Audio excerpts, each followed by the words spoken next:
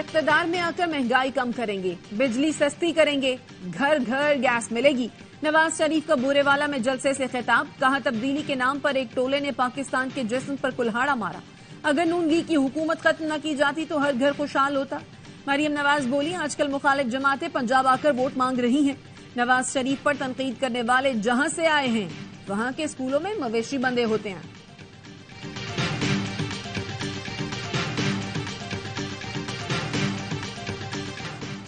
Peoples party کا ملتان میں power show, Bilawal Bhutto جلسہ گاہ پہنچ گئے۔ اینی 194 میں حمایت پر P T I senator Saifullah بڑو سے اظہار تشکر، کہا پی ٹی آئی کارکنان یہ بات سمجھ گئے ہیں کہ نون لیگ کو روکنے کے لیے صرف تیر پر مہر لگانی ہے۔ دیگر جماعتوں کے کارکنوں سے بھی اپیل کرتا ہوں کہ ووٹ کا استعمال سوچ سمجھ کے کریں۔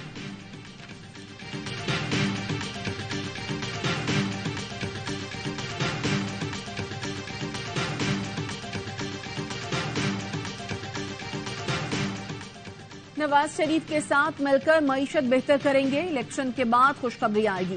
سربراہ استحکام پاکستان پارٹی جہانگیر ترین کا کارکنوں سے خطاب، کہا سیاسی خاندان سے نہیں لوگوں کے ووٹ کا بدلہ دوں گا، عوام کی امیدوں پر پورا اتروں گا، حلقے کو بہتر کروں گا۔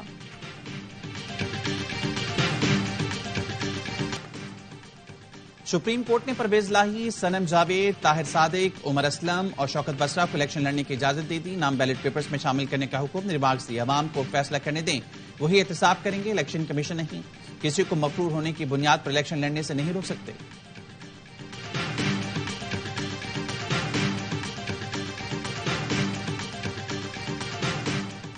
بغیر اجازت ورکرز کنونشن اور پولیس اہلکاروں پر حملہ کرنے کے الزام میں جاوید ہاشمی کے 2 دامادوں اور 2 نواسوں سمیت 36 افراد کے خلاف مقدمہ درج۔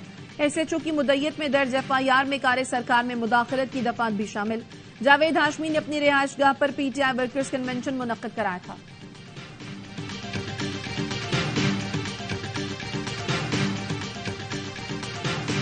پاکستان کے ایران میں سفیر محمد مدثر ٹیپو تہران پہنچ گئے۔ سفارتی ذرائع کے مطابق مدثر ٹیپو 17 جنوری کو ایران سے واپس اسلام آباد پہنچے تھے۔ ایران کے پاکستان میں سفیر رضا امیری مقدم آج رات پاکستان پہنچیں گے۔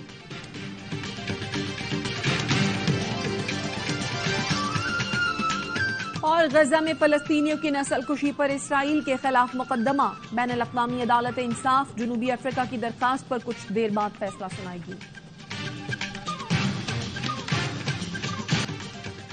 پاکستان نے چین سے $2 ارب قرض رول اوور کرنے کی درخواست کر دی۔ نگراں وزیر اعظم نے چینی وزیر اعظم کو خط لکھ کر قرض کی ادائیگی 1 سال کے لیے مؤخر کرنے کا کہا۔ مالیاتی تعاون پر چین کا شکریہ بھی ادا کیا۔ ذرائع کا کہنا ہے چین کی جانب سے قرض جلد رول اوور ہونے کا امکان ہے۔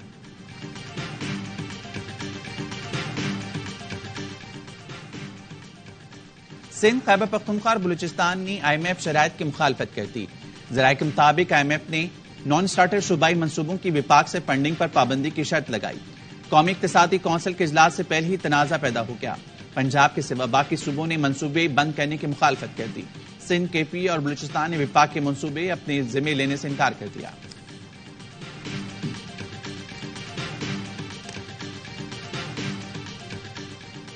حکومت نے نیشنل سیونگ کے منافع میں کمی کا اعلان کر دیا۔ نیشنل سیونگ سرٹیفکیٹ پر منافع 16.40 سے کم کر کے 16% کر دیا۔